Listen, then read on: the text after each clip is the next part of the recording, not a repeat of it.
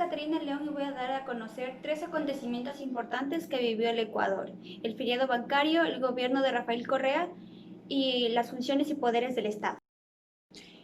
El 8 de marzo de 1999, el presidente de turno, Yamil Maguad, decretó un feriado bancario de 24 horas, pero a la final este feriado bancario tuvo una duración de 5 días.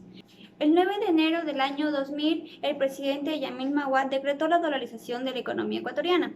Es decir, a partir de este momento, todas las transacciones monetarias, comerciales y bancarias se realizaban se cambiaban del sucre, que era la moneda nacional, a la moneda estadounidense, que era el dólar. Hay muchas personas que se revelan a partir de este hecho histórico. Este es el caso del economista Guillermo Ortiz, que considera que este hecho histórico fue algo inútil y perverso, que no solamente los banqueros se basaban en robar al Estado, sino también se percataron en meter las manos a los bolsillos a millones de ecuatorianos que habían confiado sus dineros, sus ahorros en cuentas bancarias. Como todo hecho, el feriado bancario tuvo sus antecedentes, entre ellos los que afirma Vilma Salgado, ex ministra de Economía. Las reformas de liberalización aprobadas en 1994 dieron que no existan normalidades ni controles para manejar el país. Previo a la crisis, los banqueros concentraron los créditos de los depositantes en empresas de su propiedad. Como tercer punto, en el año 1998, el fenómeno del Niño dejó en bancarrota a la mayoría de agricultores del Ecuador. Por otro lado, el desplome de los precios del petróleo, que llegó a costar en ese entonces $6.30 y era de uno de los ingresos principales que tenía el país. Las políticas de salvataje bancario del año de 1998. El Congreso de la época aprobó la eliminación del impuesto a la renta y la sustituyó con el 1% de la circulación del capital. Y la causa principal, según varios autores y economistas, es que el sucre se devaluó el 100% cada 3 meses. Pero también hubieron consecuencias dadas esta situación del feriado bancario. Entre ellas fue la migración de millones de ecuatorianos que se dirigieron a otros países en busca de vidas más dignas para ellos y para sus familias. Por otro lado, también muchas personas se llegaron a suicidar. Una crisis económica, según autores, reconocida como la crisis económica más grande de toda la historia del Ecuador. Muchos ecuatorianos llegaron a perder todos sus ahorros, inclusive también llegaron hasta a llegar a una pobreza extrema. Dada esta situación, hubieron dos sectores que se beneficiaron, entre ellos la clase importadora y el sector bancario. La clase importadora porque con la dolarización les permitió acceder a más bienes importados, y el sector bancario porque eran los únicos que en ese entonces podrían generar liquidez. Con el paso de los años, gracias a los migrantes que salieron del Ecuador en busca de mejores vidas, se ejecutaron mayores divisas dentro del país.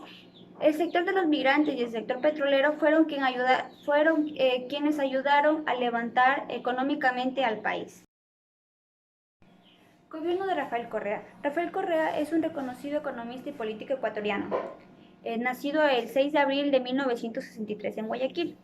Este personaje tuvo su mandato presidencial del 15 de enero del 2007 al 24 de mayo del 2017. El gobierno de Rafael Correa se basa por darle un giro total al mandato de él. En este caso, gracias a la Revolución Ciudadana, se implementaron una serie de características que aportaron de forma positiva al país. Varios autores recalcan que la mayoría de sus inversiones los realizó en ayudas sociales. Esto consistió a que se lleve una serie de cambios. Por ello también se realizó una nueva constitución dada y firmada en el año 2008 en la ciudad de Montecristi. En su gobierno se llegaron a firmar más de 190 leyes. Uno de los acontecimientos más importantes que se recalcan dentro de su gobierno es el enfrentamiento que tuvo que realizarse el 30 de septiembre del año 2010.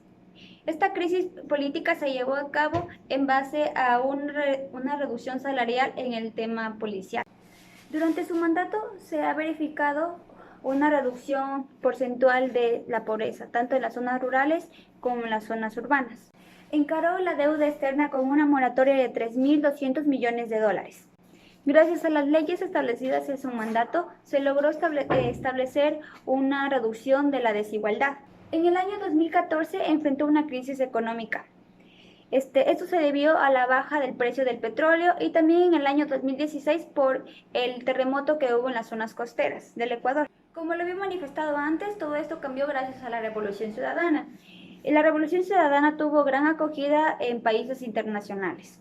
Por ello, Rafael Correa recibía el apoyo y el respaldo de otros presidentes. Al terminar su mandato, Rafael Correa llegó a tener una aceptación del 62% a diferencia de otros mandatarios a nivel de toda la historia del Ecuador.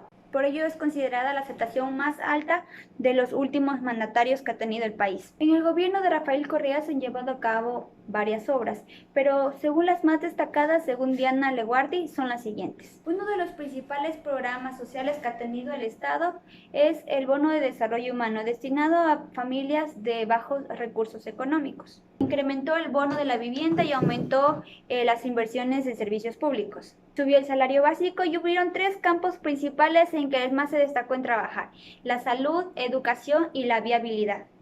El sistema educativo que había dejado el gobierno de Rafael Correa fue reconocido por la UNICEF y la ONU por ser uno de los países en aumentar su nivel durante 10 años. Hasta el año 2007 solamente el 22% de la población había accedido al sistema público, pero en el transcurso de su gobierno aumentó hasta el 80% de personas.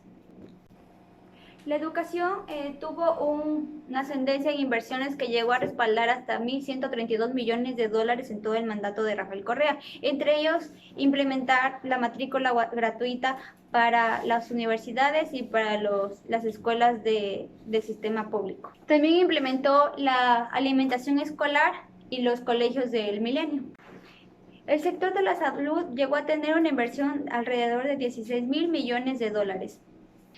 Hubo creación de nuevos hospitales y centros de salud e implementaron nuevos insumos médicos a cada uno de los hospitales. Y también llegó a aumentar el personal médico. Hubo 20 médicos por cada 10.000 habitantes.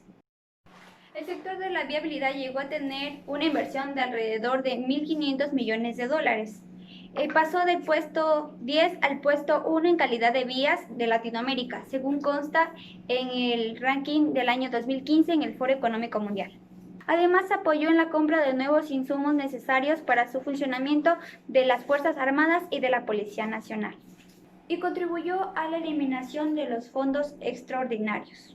Pese a todas estas acciones, Rafael Correa se vio envuelto en varios escándalos y casos de corrupción. Según Ospina, en el año 2018 afirman que son los siguientes. En el año 2007 al 2009 se vio envuelto en un escándalo conocido como Pati Videos. En el año 2009 al 2013 se vio envuelto en el caso de corrupción conocido como Gran Hermano. En el año 2013 al año 2017 se le acusó al gobierno de verse envuelto en situaciones de vigilancia a la oposición y a la ciudadanía en general. Y en el año 2012 al año 2016 estaba envuelto en el caso de corrupción conocido como el caso Soborno. Funciones y poderes del Estado.